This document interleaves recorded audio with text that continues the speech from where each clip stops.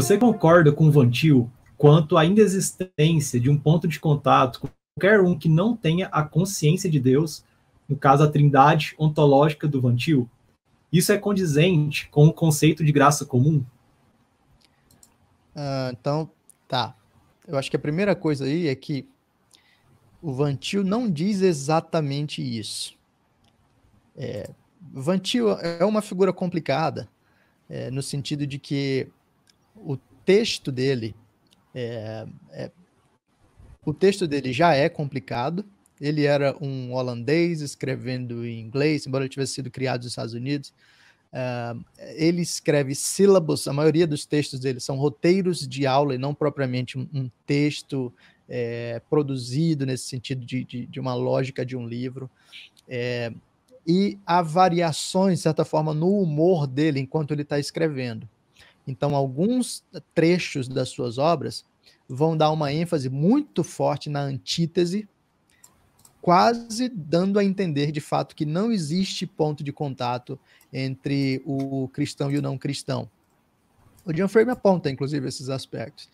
Mas outros textos, outros trechos de livros dele, ele chega a afirmar textualmente, se eu não me engano, no livro A Defesa da Fé, não sei se é na Defesa da Fé, acho que no Apologética Cristã, ele diz textualmente que existe um ponto de contato entre o cristão e o não cristão.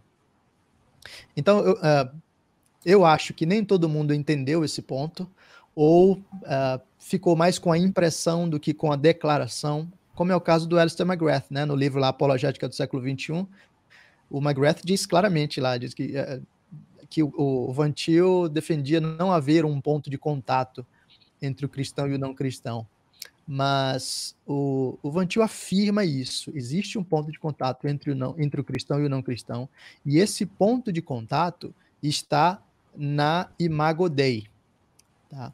É verdade, como a pergunta diz, é verdade que aquele que não tem a consciência de Deus, da trindade ontológica, tem dificuldades cognitivas severas, né? A sua capacidade de perceber a realidade, de responder à realidade, de ter conhecimento é bastante prejudicada.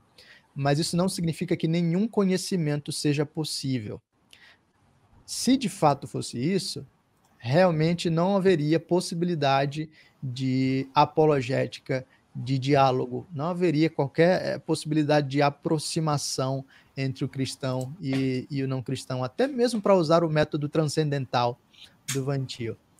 Mas pelo fato do homem ser imagem e semelhança de Deus, ter os sensus divinitatis, então nós temos esse ponto de contato que vai ser um instrumento fundamental para nós nos aproximarmos do não cristão, falarmos, né, dos problemas de cosmovisão e pressupostos, entrando no terreno dele, tentando demonstrar como o terreno é areia movediça, e assim tentando demonstrar a alternativa cristã, né? O Van Til trabalha pela argumentação, pela impossibilidade do contrário. Não dá para viver do modo como você está vivendo. É impossível viver de qualquer outra forma que não seja a visão cristã, né, de mundo.